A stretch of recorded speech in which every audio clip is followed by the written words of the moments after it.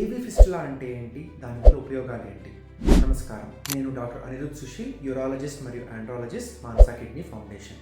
Kidney ఫెయిల్యూర్లో ఉన్న పేషెంట్స్కి వాళ్ళ శరీరంలోని వేస్ట్ ప్రోడక్ట్స్ బయటికి పంపించడం కోసం డయాలసిస్ అనే ప్రాసెస్ చేయడం జరుగుతుంది.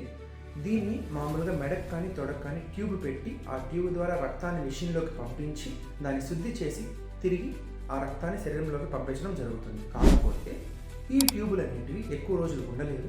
వాటికి ఇన్ఫెక్షన్ కానీ లేకపోతే లోపల బ్లాక్ అవడం కానీ జరిగి వాటిని తీసివేయాల్సి వస్తుంది. దీనికి ప్రత్యామ్నాయంగా ఆల్టర్నేటివ్గా ఉన్న ప్రాసెస్సే ఏవి ఫిస్టులా సర్జరీ. దీంట్లో మనము రక్తం తీసుకొచ్చే నాళము అంటే ఆర్టరీ, ధమని అంటాము. రక్తం తీసుకువెళ్ళే నాళం అంటే వీన్, సిరలు అంటాము. ఈ రెండింటిని కలిపి కుట్లు వేసి ఒక కనెక్షన్ ఎస్టాబ్లిష్ చేస్తాము. ఇది సక్సెస్ఫుల్గా తయారైతే దీనికి నేరుగా సూది పెట్టి మిషన్లోకి రక్తాన్ని పంపించి శుద్ధి చేసి మళ్ళీ తిరిగి శరీరంలోకి పంపించడం జరుగుతుంది. దీనివల్ల మనము బయట పెట్టే ట్యూబులని నివారించుకోవచ్చు.